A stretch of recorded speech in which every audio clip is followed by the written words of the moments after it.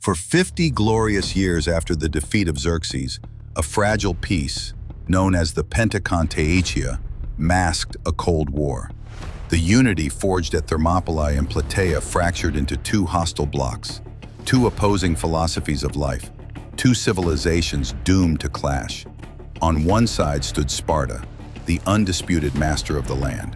Sparta represented oligarchy, tradition, militarism, and stability. Their power lay in their legendary hoplite army, the finest fighting force on earth, which controlled the Peloponnesian League. They were the immovable hammer. On the other side stood Athens, the unrivaled master of the sea. Athens represented democracy, innovation, intellectualism, and dynamism.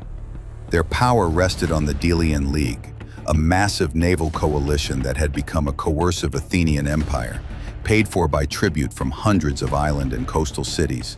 They were the adaptable anvil. The world wasn't big enough for both of them. The tension boiled over into open war in 431 BC. The formal trigger was disputes involving Athenian aggression toward Corinth, a Spartan ally. But the true cause, as the Athenian historian Thucydides recorded, was simple. The growth of the power of Athens and the alarm which this inspired in Sparta made war inevitable. The conflict began with an epic clash of strategy, engineered by the towering intellectual and political leader of Athens, Pericles. Pericles knew Athens could never beat Sparta in a straight fight on land, so he devised a radical, audacious strategy: abandon the land to win the war at sea. Athens was protected by the long walls, massive fortifications that ran for miles, connecting the city proper to its port, Piraeus. This meant Athens could not be starved or besieged by a land army alone. Pericles' order was stark. When the Spartans marched, the entire population of the Attic countryside, every man, woman, and child, was to retreat inside the long walls. They would surrender their fields, their farms, and their homes to destruction. The Spartan army, the finest in the world, would march around an empty city, unable to force a battle. Meanwhile, the Athenian navy would rule the waves, using its unmatched fleet to raid the Peloponnesian coast, choke off enemy trade, and ensure grain ships continued to flow into the crowded port of Piraeus. In the spring of 431 BC, the Spartans marched. King Archidamus II led the invincible Spartan phalanx into Attica. They saw empty fields, destroyed farms, and no enemy army. They burned everything, a calculated act of terror. But the Athenians, packed inside their walls, watched the smoke rise, safe but miserable. The Spartan hammer hit only the Athenian anvil's shell. The strategy was brilliant, but tragically flawed. Athens could hold out against the siege, but the close-packed conditions inside the walls were a breeding ground for disaster.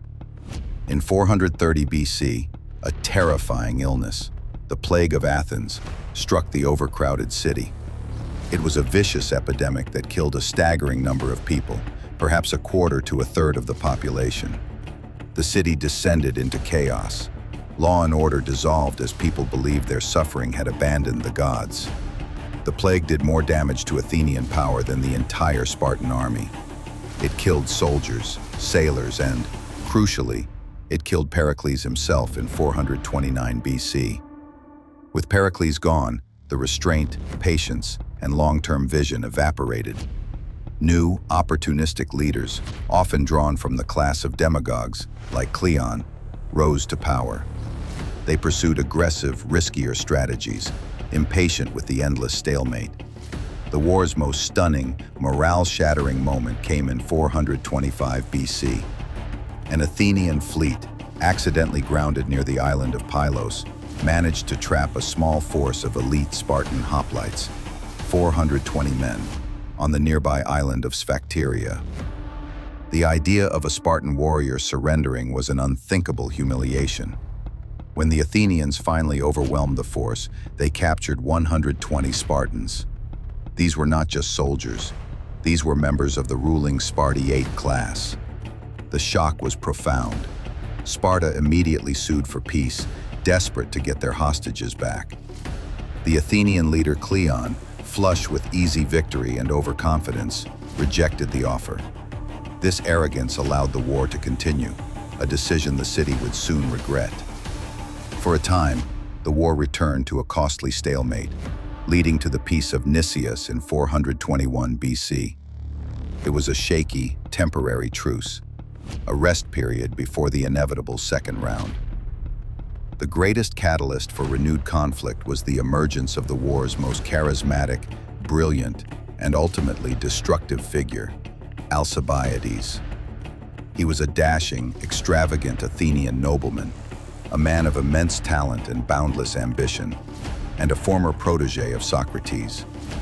Alcibiades used his dazzling speeches and political cunning to convince the Athenians to undertake the most ambitious military venture in their history, the Syracuse Expedition. In 415 BC, Athens dispatched a massive fleet of 100 triremes and tens of thousands of men to conquer Syracuse, the largest, richest city on the island of Sicily. Alcibiades argued that conquering Sicily would give Athens the manpower and resources to win the war in Greece forever. The expedition was a magnificent failure, a tragedy of hubris that rivals any in Greek myth. Just as the fleet sailed, Alcibiades was recalled to Athens on charges of sacrilege. Fearing execution, he defected to Sparta. He revealed Athens' entire strategy and advised the Spartans to send a brilliant general, Gylippus, to aid Syracuse. The siege turned into a disaster.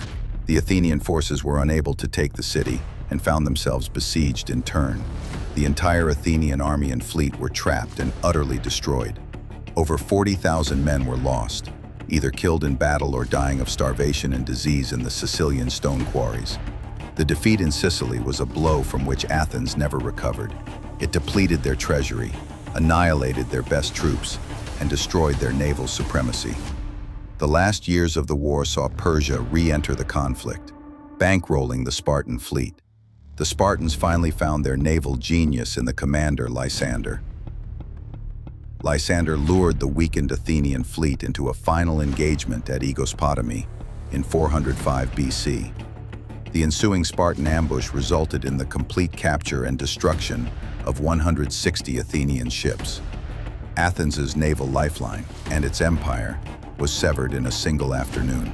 Lysander sailed directly to the Piraeus, blockading the port. With no navy left, no grain ships arriving, and the Spartan army blockading the city from the land, the long walls that Pericles had relied on became a trap. Starvation accomplished what the Spartan army never could. In 404 BC, Athens, the city that had once defied the King of Kings, was forced to surrender unconditionally. The terms were brutal. The long walls were torn down to the tune of flute girls. The fleet was reduced to 12 ships, and Athenian democracy was temporarily abolished, replaced by the Spartan-backed 30 tyrants. The Peloponnesian War was over. It had not made Sparta an eternal ruler. It had only left the entire Greek world exhausted, impoverished, and vulnerable to the new power rising in the north, Macedon. The civil war had destroyed Greek independence, leaving a gaping hole for Philip and Alexander to fill.